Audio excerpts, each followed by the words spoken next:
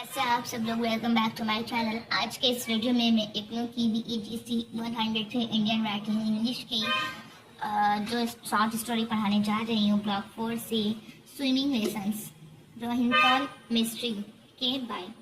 तो आइए, मैं बुक से पढ़ाने का टाइम नहीं है, वन लाइन में लाइन पढ़ाया जाए। एग्ज़ाम बहुत ही ज़्यादा करीब है, इसलिए मैं इसको शॉर्ट स्टोरी करके मैंने अपने कॉपी में नोट्स किया है, तो अपने नोट्स के थ्रू पढ़ाएंगे। तो आइए वीडियो स्टार्ट करते हैं। तो सबसे पहले हम लोग ऑथर के बारे में जान लेते हैं। About the author, Rohinton mystery is a famous Indian born Canadian writer. His stories often talk about Parsi life, immigration, identity and emotional struggles. तो रोहिंटन मिस्ट्री जो है वो famous Indian born Canadian writer है। ये बम्बई में पैदा हुए थे और ये अच्छी लाइफ ज़िंदगी गुजारने के लिए, जस्ट समझ सकते हैं जॉब लेने के लिए या फिर राइटर बनने के लिए ये कैनेडियन गए थे। तो वहाँ जाकर उनकी क्या एक्सपीरियंस रही, कितना स्ट्रगल किया उन्होंने, कैसे अपनी कनाडा की लाइफ को स्पेंड किया विथआउट हिज पेरेंट्स, लोनलीनेस कितना हुआ, आइडेंटिटी क्राइसिस क्या हुआ, इमिग्रेशन का क्या मसला रहा। तो ये सारे चीज़ पर ये ज़्यादा स्टोरी इन्होंने अक्सर बात की है और लिखे है। तो ये जो स्टोरी है मूव्स करता है between two timelines. First number में आता है the narrator's present life in Canada as a student. तो जो नैरेटर रहते हैं उनकी प्रेजेंट लाइफ जो है कनाडा में होती है एक स्टूडेंट के तौर पर, और his parents life in Bombay through letters and memories. और सेकंड क्या है, उनकी बम्बई में जो उनके पेरेंट्स रहते हैं उनकी लाइफ। तो this back and fourth style shows the difference between home and abroad and between expectation and reality. तो वहाँ जाकर डायरेक्टर जो होते हैं तो क्या फेस करते हैं और क्या रियलिटी सामने लाते हैं, ये यहाँ पर तो स्टोरी में बताया गया है। तो वन बाय वन में समझाने की कोशिश करती हूँ। तो arrival in Canada, the young narrator a Parsi boy from Mumbai goes to Canada for studies. ठीक है, जो यंग नैरेटर होते हैं पारसी बॉय, वो कहाँ से, मुंबई से हैं, वो कहाँ जाते हैं, कनाडा जाते हैं अपनी फर्दर स्टडी के लिए। He dreams of becoming a great writer. उनका क्या ड्रीम रहता है कि वो एक ग्रेट राइटर बने। But after arriving he faces loneliness, cold weather and cultural confusion. लेकिन वहाँ पहुँचने के बाद तो क्या फेस करते हैं, क्या देखते हैं कि वो अकेले हो गए हैं, बहुत ही ज़्यादा ठंड है वहाँ पर, और जो कल्चरल कंफ्यूजन है, मतलब उनकी जो कल्चर रहती है वो कल्चर से बहुत ही ज़्यादा अलग कल्चर यहाँ पर है, और वहाँ पर एक साथ वो कई तरह के कल्चर को फेस करते हैं। मतलब वहाँ पे अलग अलग कई तरह के लोग से उनकी मुलाकात होती है, तो अलग अलग कल्चर को वो फेस करते हैं और कंफ्यूज रहते हैं। He rents a small apartment with a shared bathroom, the living condition are very poor. तो वो क्या करते हैं, वहाँ पर रेंट पर रहते हैं, और रेंट पर रहते हैं, जो बाथरूम जो रहता है वो शेयर करना पड़ता है, और उनकी जो लिविंग कंडीशन रहती है बहुत ही ज़्यादा पुअर होती है। Second, letters from home, he receive letters from his parents in Bombay, especially his mother. The letters are filled with love, advice and hope. They write about local news, neighbors and how they hope they become successful. But the narrator does not tell them about his real life struggles in Canada. He hides the truth to protect their feelings. तो वो जो होते हैं, मतलब उनको letter मिलता है उनके पेरेंट्स से, स्पेशली उसके मदर के पास से, कि उसमें उन्होंने कहा होता है कि मतलब बहुत ही ज़्यादा उसमें मतलब अपनी प्यार दिखाई होती है, एडवाइस देती है उनको, अपने बेटे को होप देती है कि तुम एक दिन कामयाब हो जाओगे, ये तरह तरह की फला बातें। तो अपने नेबर के बारे में सब बताती है, लोकल न्यूज़ बताती हैं कि सारे लोग जो है नेबर हैं बहुत ज़्यादा उम्मीद लगाए हैं कि तुम्हारा बेटा सक्सेसफुल होकर आएगा। मतलब ये सारी चीज़ें बताती हैं। तो जो नैरेटर होते हैं कभी भी अपनी रियल लाइफ को नहीं बताते हैं, क्या कि उनके साथ वहाँ पर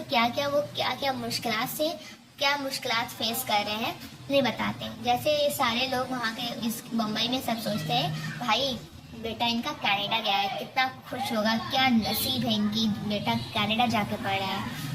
तो ऐसा सोचते हैं, बहुत ही ज़्यादा लोग खुश होते हैं कि बहुत ज़्यादा अच्छा समझा जाता है ना। इंडियन लाइफ में क्या है कि जब किसी का बेटा कहीं बाहर अब्रॉड चला जाता है तो बहुत ही ज़्यादा अच्छा समझा जाता है कि इनका बेटा बाहर जाकर पढ़ाई कर रहा है। लेकिन जो रियल हकीकत होती है वो उन लोगों से ही पूछा जाए तो बेहतर समझ में आता है कि क्या हकीकत है। लेकिन वो जो लोग हैं अपनी फैमिली की खुशी के लिए एंड अपनी क्या बोलते हैं रेस्पेक्ट के लिए वो नहीं बताते कि वहाँ पर वो कौन सी मुश्किलात फेस कर रहे हैं। जो वहाँ पर दिखाया जाता है असल में ऐसा कुछ नहीं होता है। जितना आप अपने घर पे ये सेव एंड खुशहाल जिंदगी रहते हैं ऐसा नहीं है। तो राइटर अपने शॉर्ट स्टोरी से यही समझाने की कोशिश कर रहे हैं। And flashback to Bombay childhood, मतलब राइटर एक दिन बैठकर सोचने लगते हैं अपने बचपन के बारे में, चाइल्डहुड के बारे में। He remembered his childhood days in Mumbai, especially the time when he tried to learn swimming. कौन सा दिन को सोचने लगते हैं, स्पेशली वो टाइम जब वो बम्बई में रहते थे और वो स्विमिंग सीखना चाहते थे, सीख रहे थे जब। He was afraid of the water, even though other boys swam freely. वो क्या है, वाटर से बहुत ज़्यादा डरते थे, बल्कि और सारे जो बॉय होते हैं बहुत ही आराम से फ्रीली स्विमिंग करते हैं। He often pretend to be sick or made excuses to avoid swimming class. तो हमेशा क्या बहाना बना लेते हैं कि मैं बीमार हूँ एंड इस कोई भी एक्सक्यूज बना लेते हैं स्विमिंग क्लास नहीं करने से। His father encouraged him to try, but the fear stayed. इसके पापा जो होते हैं हमेशा उनको इंक्रेज करते हैं, हौसला अफजाई करते हैं कि तुम कर लोगे, तुम सीखो, स्विमिंग कर लोगे। लेकिन उनके डर से उनके मतलब दिमाग से डर निकलता ही नहीं है पाठक का। तो the swimming lessons becomes a symbol of how he avoids facing fair and real challenges in life. तो स्विमिंग लेसन जो है एक क्या है, एक सिंबल होता है कि कैसे वो अवॉइड कर रहे हैं डर मतलब वो जो डर रहे हैं अभी रियल लाइफ में, उस चैलेंज लाइफ में जो चैलेंज है, रियल चैलेंज है और डर है, तो उसको फेस करने से कैसे अवॉइड कर रहे हैं। तो ये स्विमिंग लेसन का एक सिंबल दिखाया गया है कि वो असल में जिंदगी की लाइफ के स्विमिंग से फेस कर रहे हैं, चैलेंज कर रहे हैं। तो life in Canada reality based dream, life in Canada is not as glamorous as he had imagine. मतलब लाइफ ऑफ कनाडा जो है इन कनाडा ग्लैमरस नहीं है जैसे कि वो इमेजिन किए थे, है ना।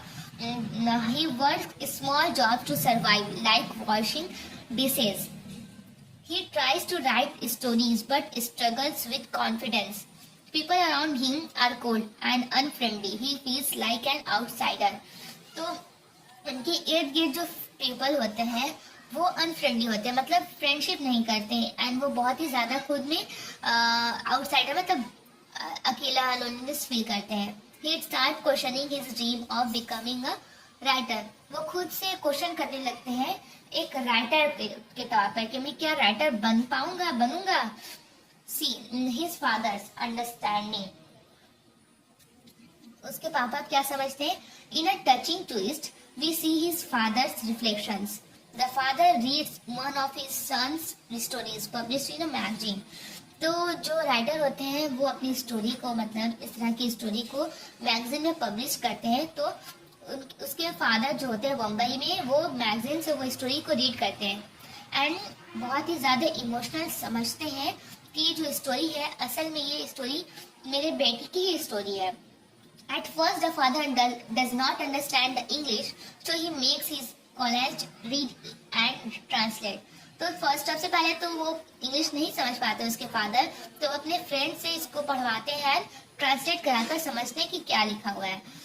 Slowly the father realized that the story is autobiographical about his own son's feeling of fear, confusion and pain.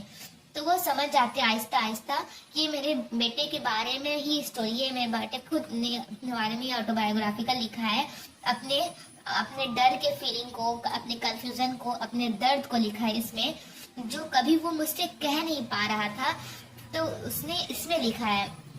Short story में लिखकर समझाया है सबको. He understands that his son is lonely in Canada, though he never says it directly in his letters. तो वो समझ जाते हैं कि वो कनाडा में बहुत ही अकेला खुद को महसूस कर रहा है और अकेला है, जो वो कभी नहीं कहता है डायरेक्टली हम सब से लेटर्स के through. Final realisation, emotional ending. The story ends with a deep emotional connection between the father and son, even across distance. मतलब यहाँ पर बहुत ही ज़्यादा डीप इमोशनल कनेक्शन दिखाया गया है फादर एंड सन में, बल्कि वो एक दूसरे से बहुत ही ज़्यादा दूर है लेकिन फिर भी बहुत ही इमोशनल कनेक्शन दिखाया गया है. The father begins to understand that his son is still learning how to swim in life, how to face his fears, survive in a foreign land, and find his identity. ठीक है, मतलब उसके father मतलब समझ जाते हैं कि उनका जो बेटा है अभी वो क्या सीख रहा है, कैसे लाइफ में स्विमिंग करना है, कैसे लाइफ में स्विम करना है. वो अभी क्या है, कंटिन्यू है सीखने में, कैसे डर को फेस करना, कैसे फॉरेन लैंड में सरवाइव करना है, कैसे अपनी आइडेंटिटी बनाना है, कैसे अपनी आइडेंटिटी को खोजना है. ये सब करने में अभी तक वो क्या है, वो सीख रहा है. अभी तक स्विमिंग समझ लो अपने लाइफ में स्विम कर रहा है, अभी भी सीख रहा है. Learning how to swim in life, this is important line.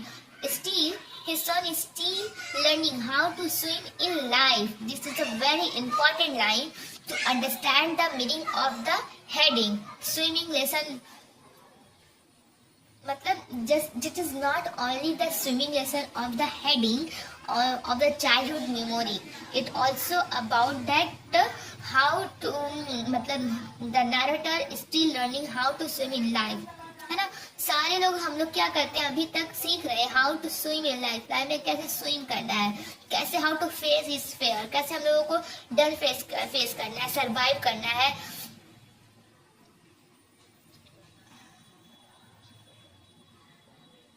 Theme explanation क्या है, immigration and identity struggles of living in a new country, feeling like an outsider, parental love, warmth of letters, quiet understanding, and father loneliness. Importance of swimming. Swimming is not just about water, it's about learning how to survive in life, especially in a new country. The narrator is still learning to swim emotionally and mentally. The moral and message क्या है इसका? The story shows that life is not easy, especially for young people moving away from home. Parents and children may not say everything openly, but their emotional bond is deep and real. Everyone needs time and courage to learn how to face life challenges, like learning how to swim. तो ये मैंने आप लोगों को समझा दिया, मैंने दूसरी जगह से देखकर समझाया है, एंड आप लोगों को ये पूरा रीड कर लेना है. और भी ये एकदम शॉर्ट समरी मैंने यहाँ पर अपने कॉपी में लिख दिया है, शॉर्ट समरी के एग्जाम से पहले इसको देखकर रिमेम्बर किया जा सके कि क्या मैंने पढ़ समझा था, एंड एग्जाम में इसको इजीली अपने लैंग्वेज में बनाकर लिखा जा सके. तो अब मैं इसको एक बार रीड भी कर दे रही हूँ. Swimming lesson by Rohinton Mistry is a touching story about a young Parsi boy who moves from Bombay to Canada in search of a better life and to become a writer. The story shows his struggles in a new country, loneliness, fear, cultural shock, and self-doubt. Through letters from his parents in Bombay, especially his caring mother, we see the emotional connection he shares with his family. While his parents dream of his success, he hides his painful reality from them. The story shifts between his life in Canada and memories of his childhood in Bombay, especially his fear of swimming. Swimming becomes a symbol of facing life's challenges. In the end, his father, after reading one of his published stories, quickly understands his son's pain. Though they are far apart, the emotional bond between them becomes stronger. The story highlights important themes like immigration, family love, emotional growth, and the quiet strength needed to swim through life. तो ये थी story swimming lesson by Rohinton Mistry के through. Then उम्मीद है आप लोगों को ये स्टोरी समझ में आई होगी। तो प्लीज़ चैनल को सब्सक्राइब करना ना भूलें, कमेंट करके बताएं स्टोरी कैसी थी एंड आप लोगों को और कौन सी वीडियो चाहिए। Thank you so much.